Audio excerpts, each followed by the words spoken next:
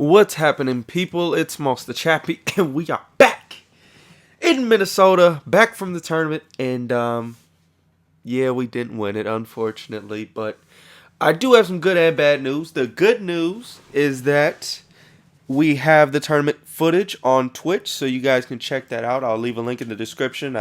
Basically, all the video footage that we have from the tournament, I have it on there. I think I had 2 or 3 games played on the stream.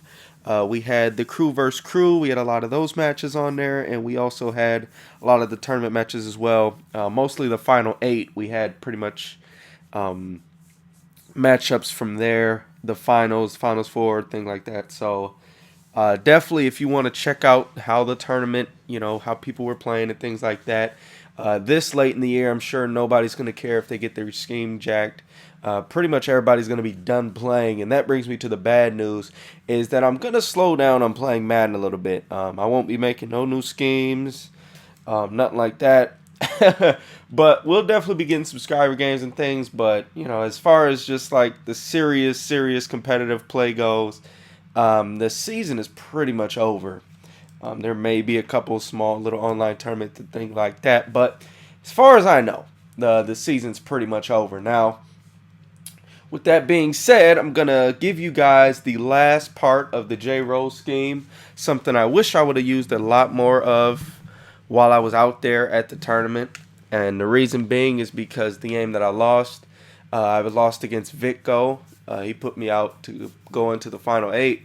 It was kind of I made the top 10, but it was kind of like the last 2 people, or the last 4 had to play in for the last 2 spots in the final 8.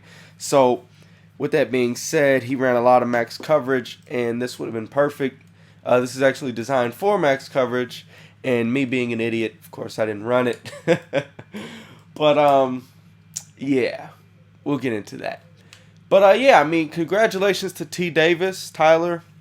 Man, dude won the tournament, got the breaks he needed, executed on offense and defense just enough to pull out the win, and he ended up winning the whole tournament. I don't think he lost a game the entire weekend in the crew versus crew or in the tournament itself. So, shout outs to him. Very well played tournament. Very well, executed and performed weekend. Shout out to Vitko. He actually beat me, and he actually went on to go into the final match. So, he ended up being the runner-up. So, congratulations to him. If you guys don't remember Vitko, that was the guy that Mav had the game. That was the guy Mav lost to at the Madden Challenge, kind of where Mav made those mental mistakes. But definitely, he's a really good player, and definitely brought his A game this tournament as well. And then the other players in the final four was the DTF Truth, and then I believe the other Final Four player was Baboogs. So, definitely a lot of good stuff there. And, those guys all had great tournament runs as well. Truth maybe have been the best player there, but, T. Davis had things going his way, and that's what counts. And, T. Davis ended up getting a fumble on Truth's last drive, and then that put him in a position to get the last second field goal. So, that's how it works out sometimes, and that's why you just got to continue to play your game and do the best that you can. So, that's that. I will leave links in the description so you guys can actually just watch the games. I was rocking the Niners for the first 2 games. I won my first one, then I lost to Musafa, bought back in, and then I started rocking with the Bears because I felt like that's who gave me the best chance to win. And, we won a few games, came out of the losers bracket, and ended up losing to Vitko to get into the final 8 bracket. So, decent run. Wish we would have done better offensively.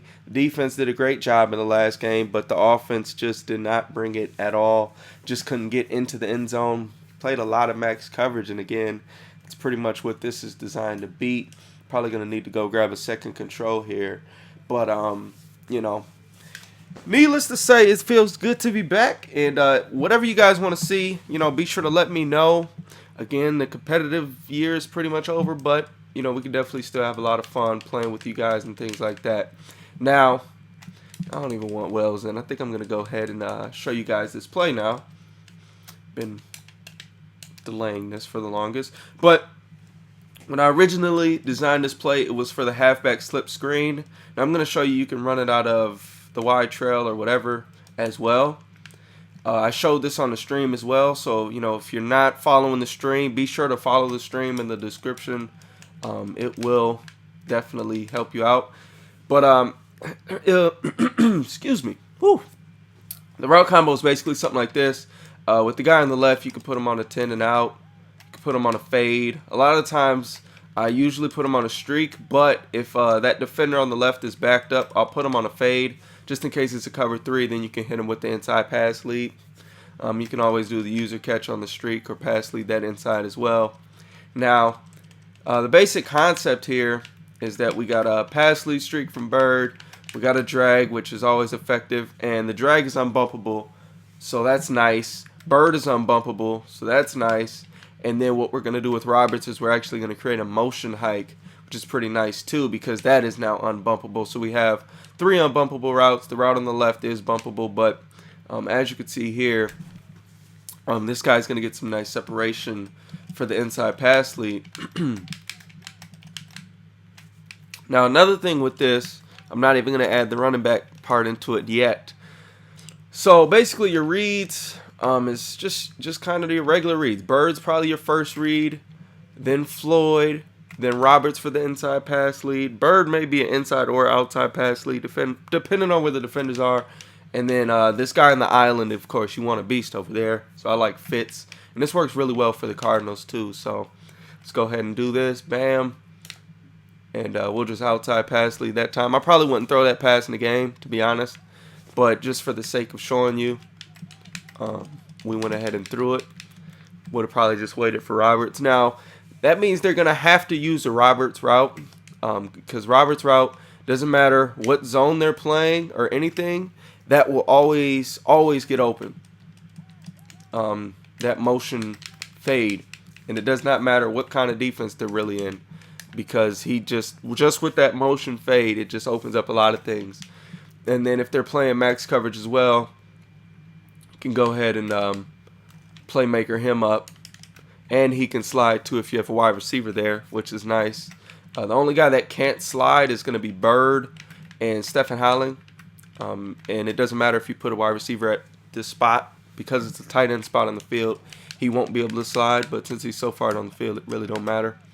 Now, another thing that's kind of nice is if you put the halfback on a wheel, which is what we usually do, what will happen is Bird's going to get a crazy man switch. So usually what happens is if we run the play like this or whatever play we're running, Stephen Hollings gets the man switch, and you see that guy covering him has to come all the way across the field, number 22. Now what we're going to do with this route combo with the motion hike is we're going to put 22 on Bird. And that's nice because Bird's all the way down the field. He's going to get a real big boost here. Bam. Real big gain. Hold on, let me turn this control off. It's freaking vibrating like crazy. Alright, let's get back to it. Now, what usually happens, it doesn't always happen, but usually what happens is Bird ends up getting that guy 22 on him. And with that, there it is right there. Bam. It just creates some super, super crazy, insane mismatches against man defense. Like, you know, they absolutely must user cover that. You see what I'm saying? So there it is again. You can pass lead this out. If they weren't in a 2-man under, you could easily pass lead that out. If they're in 2-man under, just got to make the pass a little quicker. I was just slow making the pass, but that's because I was really wanting you guys to see how open he is. As you can see, just no one around him. So right here, at this point, you should make the pass right now, outside pass lead. You could go inside, but the thing about that is if they're not in quarter, this guy might be like, maybe he'll be in this area of the field rather than being that far away. And if you pass lead inside, he might just get the animation where he sticks his hands up and gets a block, or maybe he gets a freak, you know, CPU ain't. So just kind of pass lead away from the defender. But that is that. And that is the route combination right there. Definitely gets a lot of love. and I've been having a lot of success with it. Really wish I would have done this more at the tournament, but you know, that's the thing about implementing something new right before you leave. It's just you usually don't end up doing it as much as you would like to have. Now, the thing about this is I designed it specifically for the halfback slip screen with the delay halfback screen in intention. And against max coverage, this was the whole concept, was to basically get this going. And if they were only rushing maybe one guy or two or something like that, get him on the halfback delay screen, and then you have the other routes as well for kind of quick reads. Since everything is unbumpable, you got some real quick reads in case they do blitz or something. So they would have to user it, and you got, you know, like the quick pass lead. Of course, he jumps and picks that. Always got to watch out for those spies. Spies are always interesting how they play, but as you can see here, of course it's not working right now, but if they were to happen to be bringing some pressure or something like that, then you would be able to basically get quick pass leads to that guy, your wide receiver on the streak, and then of course you got Bird and those guys. But we just covered that, so basically it's just adding the delay screen concept to the that route combination, and that's what the full play was intentionally designed for. Later I realized that you can do it out of other plays, but this was what the original design of the play was for this delay screen right here. Of course it's not working at all right now because I don't know. Sometimes it happens that way, but let's go ahead and run this. Try to get it successful one time for you guys. Bam. Okay. Got it out there. We got our lead blockers, and we get a pretty solid gain right there. So that's basically the addition to the JROSE scheme, and I hope you guys enjoy that and get some good use out of it. I know a few of you guys are going to say, what about against zone? Still works very well against zone. Let's just go with a cover 3 real quick. Again, I'll just show you guys the fade. If they're playing cover 3, just get that inside, down and inside. That's why I like the fade to get if they got a backed up dude, because usually it's either going to be a man blitz or it's going to be cover 3 or cover 4. But as you can see here, you're going to have the pass lead for Bird just after he gets past the that hook zone. And the nice thing is that drag is going to pull down that hook. Okay. So, you know, you got Bird for the pass lead. You got Floyd underneath, which is cool.